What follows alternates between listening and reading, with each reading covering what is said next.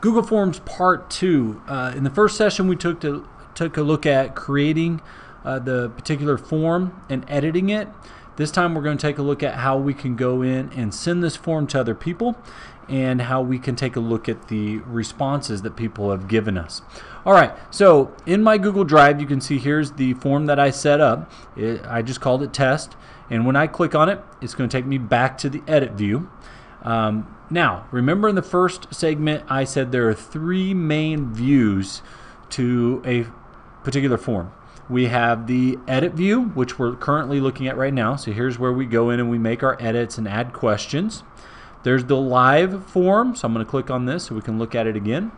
Here's what the end user would receive, and this is what they would fill out and submit.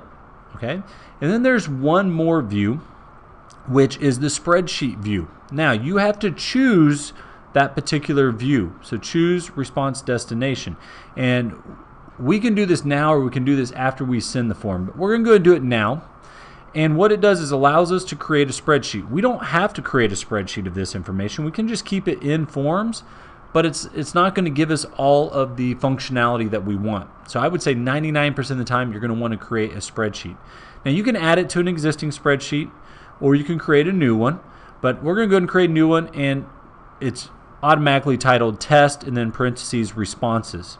You can change that if you'd rather call it something else. To me, it keeps it nice and neat if we leave it called responses, because then we realize that we have our test, which is the edit version of it, and then we have our spreadsheet view, which is where we would get all of our responses in. So I'm going to go ahead and hit this create button, and it's going to create that spreadsheet for us. Now, it doesn't open it up for us automatically. We can choose to open it from here, or back in my drive, you can see it's right here. Test responses, which would be the spreadsheet, and here's the actual form itself. So I'm going to open this so we can look at all three views and get a good idea what this means. So here's the spreadsheet. Here's where the results would come in. It would timestamp it, it'd give the username, it would tell us what our questions were and what the responses were from those particular individuals. So this is the spreadsheet view or the responses view. We have our edit view, and then we have our live form, what the end users would get. So those are the three main places that we get things. All right, now we need to focus on sending this form to someone. We can do it from any one of those three places, believe it or not, but I'm going to do it from the actual edit version because it's probably the easiest to do it from here. In the top right hand corner, you're going to see send form. That's normally where the share button's at. Well, we're not going to share this particular form with people. We want to send it. Sharing would give them edit rights to it, and we don't necessarily want that. So we just go to send form, and here's the link to it. So it's available by URL. So we could send this link to somebody or post this link in a website, and anybody that clicked on it, depending on our settings, they could go in and take that particular form that we've created. That's one way. So we could copy that and send that to people. But there's an email option in here as well. So we can just enter names of people we want to send it to, or choose from our contact group. So if you have a contact group already set up for your class, boom, it's right there. Enter in those contacts. So right now I'll just go send it to myself so you can get an idea. And then we can put a message in there if we want. So if you need to give them some more directions,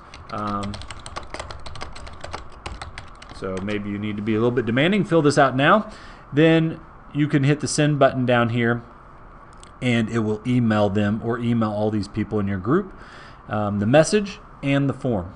Okay? Once they get that, then they have the ability to go fill it out. So I'm going to jump to the actual form itself. Now we'd be the end user. I'm going to go and fill this out a few times just so we can get an idea of what it looks like in our results, so we have some results to work with. Hit the submit button, and it submits it for us. All right, and let's do it again. So I'm going to go back to live form. Now I'm going to enter in something different, maybe if I can type. Okay, there we go. And we'll submit this, and it has recorded our results. So that's what the end user would do. They would go in, they would all take it, your entire class would take it, and now we can go back into the responses. And we can see that the responses have been collected. My username was collected here. The information I chose was put in here, so you'd have this for your entire class potentially. So that's how we get in and kind of look at the data that we've collected. All right, once we have this data in the spreadsheet, we can quickly look at what all the students have responded to. Or we can go in and look at a summary of what everybody's responded to and kind of get a whole class view of things. So if I go to Form up here and I go to Show Summary of Responses, it'll put our multiple choice questions into graph form for us. And so we can see what percentage of people have answered each particular part of that question. For the open-ended type of questions, it'll show us the responses down here. So it does all this graphing for us if you want to get a general view of the particular class's responses. Okay, so again, it opens up a new tab here. So let me do this again. Form, Summary of Responses, and that gives us a nice viewpoint. So if you want to get a quick snapshot of what everybody has answered, it'll give you a general idea of where people are at on this form.